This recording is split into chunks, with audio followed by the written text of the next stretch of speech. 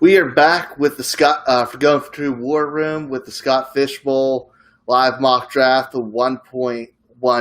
Even though I just realized the thing says 1.11, but we are here with a very special edition with Geoff Lambert from the Armchair Fantasy Show. How you doing, Jeff? What's up, man? How you doing? It seems weird being on this side of the table for once. Yeah, I feel awkward. It's fun-ish, but awesome. So you're sneaking out at work, helping us out here, and with the 1.12, and we are just following up Shane Manella, who's in your division. For anybody who missed, what division you in? The Thundercats. Thundercats, and you've been in like the 1.12 chats, all that fun stuff. Yep, definitely have. There's been a lot of talk going on, and I looked at the mock that you got so far, and they took all the guys I wanted. Yeah, how are you feeling about your strategy waiting this late, all that right now? Yeah, I mean, the obvious choice, if we were talking like Dynasty, would be Michael Thomas, who's still on the board. But in the Scott Fishbowl, there's receivers go so deep that I think I'm actually going to pass on Mike Thomas, which is crazy. I almost feel like I have to get a running back here at this point. And, there's not a whole lot left. I wanted Mixon. He's already gone, and quarterbacks. I mean, even like I think Drew Brees went in the mock too, right? Has he gone off the board already? No, and I was going to do a run through that real quick for anybody who's first time here. Maybe it's 1.12 who hasn't listed yet. So far, we've had McCaffrey, Patrick Mahomes, Lamar Jackson, Saquon, Zeke, Kamara, Russ Wilson, Dalvin Cook, Travis Kelce, Mixon, and Kittle. All right. So what running backs are still left on the board? I mean, Derrick Henry's still there, obviously. Trying to think who else is even there on the board. Henry, Miles Sanders, anybody but the big, I guess, 6. So you have some choices. Yeah, there's some choices there. I'm tempted at this point. I mean, I know that they talked about it a lot in the 112 about potentially going Drew Brees here.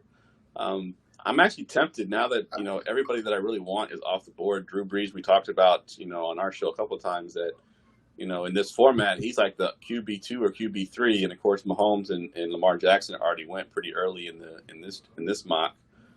So I'm tempted because I have the back-to-back pick, so I can go with, someone here. And then if I wanted to even stack it, I can just go Drew Brees and then back-to-back it with Michael Thomas on the 201. But, yeah, I think I'm going to take Drew Brees right here. Okay, and we always ask what you're hoping for with the next pick, who falls for you, but you're there, so are you doing that stack? Yeah, I think I will. I don't think I can let Michael Thomas fall that far. I'm just going to have to hope and pray that there's some running backs that come back my way at the 3-4. I know a mock that I had done early on, Austin Eckler had fell to me at the 3. I don't know if I'll get that in the real life Scott Fishbowl or not, but that would be awesome if I can get Austin Eckler as my RB1 in the 3rd round. Now, yeah, it'd be real nice. Now, with picking there and that long wait, are you going to try to double tap that at running back? Probably, yeah. If I went quarterback receiver right here, I would definitely be double tapping the running back position, take the 2 best availables. Because, both tight ends that I would want would be off the board already. Kittle and Kelce are already gone. Mark Andrews, I think you talked about it on our show. He's going a little bit too high for me. And then after that, the tight ends just kind of fall off a little bit. I think that I'd be tapping, I don't know who would be there. Like I said, Eckler might be there.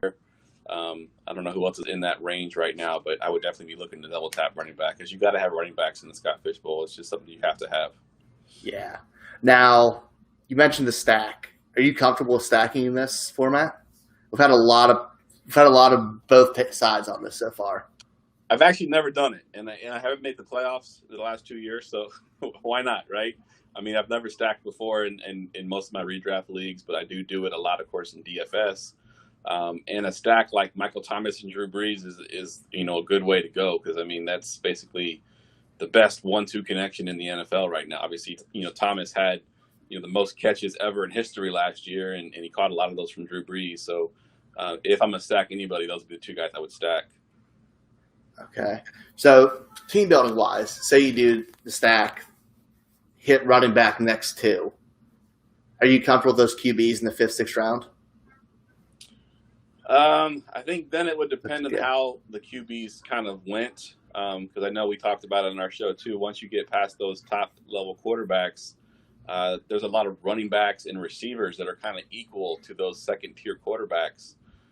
If there was a run on quarterbacks, I'd probably have to skip quarterback on that and those couple of rounds there. But if there's still some decent guys there, if there's a Derek Carr or a Ryan Tannehill, which in this format we talked about, on our show is actually a really good pick because they're very efficient. They don't turn the ball over.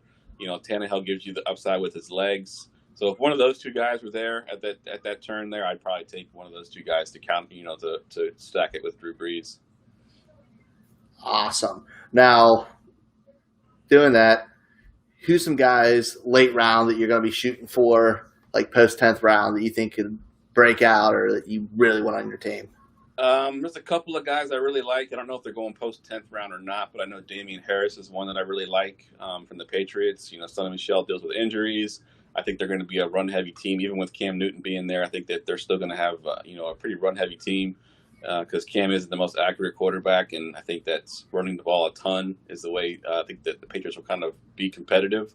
And if Michel's knee can't hold up, or even if Michel's knee does hold up and it becomes a 1-2 punch with Damian Harris and Sonny Michel, I think where you're drafting Damian Harris, you're getting a pretty good value. I also love Nyheim Hines super late. With Philip Rivers being there now, I did an article on Nyheim Hines about a month or so ago. And if you look at every year after LaDainian Tomlinson, every year since then, I think Rivers has only had one season where his running back wasn't the second leading receiver on the team, which is crazy to think about. I mean, basically you had Eckler and you had Sproles for a couple of years there, and a bunch of different guys that were the second leading receiver on the team. The only year that there wasn't a second leading receiver at running back was when Keenan Allen went down, and they had 3 wide receivers over 100 receptions that year. So that's what I'm looking at with Nyheim Hines, because we know Jonathan Taylor isn't really a pass catcher. We know that Marlon Mack isn't a pass catcher. So it's going to be Nyheim Hines' show to kind of be that third down back there. Yeah, and he can split out as well, which keeps him on the field. Yep, so exactly. Very versatile. Love that pick. And then, what's some last-minute advice for you of anybody? I mean, real last minute because it starts tomorrow. Last-minute advice, anything else you can tell people for first time? Get out of your dynasty head. I know we've been drafting dynasty. We've been drafting rookies. We've been, looking for the future. This is a redraft league. Don't draft like you're drafting for your dynasty. Think of 1-year production. Get those guys that are going to give you production this year. I know those rookies look sexy sometimes because we used to love them. But if they slip down late and you have another veteran that can give you like a Marvin Jones type, don't go with the rookie receiver. Go with the Marvin Jones. Will give you that nice floor there. So that's my advice to everybody out there, because I've made that mistake in the last 2 years. I get so wrapped up in the dynasty world that I forget that this is a redraft league. Yep, and it's like your first redraft league of the year because we're this early. Yep, exactly. So yeah, it's trap. Definitely is. Awesome. Thanks for stepping away from work. Tell everybody where they can find you. Obviously, if they're listening to my show and they don't follow you, they probably should know where to find you, or something's really freaking wrong. But just in case, tell them where they can find you. Yeah, obviously on Twitter at Geoff Lambert 77. You can find us every Wednesday nights now, our new night, me and Ryan. We do the full 1-hour Armchair Fantasy Show. I think this week we are previewing the AFC South and the NFC South. Right, Ryan? I think that's what we're doing this week. Yep. We'll have two guys come on. We'll do a mock draft for each division. So definitely check that out. We'll be right here on whatever you're watching us on right now. Is probably where we'll be when we see us on Wednesday as well. Awesome, man. Well, thanks for stepping away from work. And thanks, everybody, for tuning in. Hope this was helpful. But everyone, good luck in Scott Fishbowl. See you later.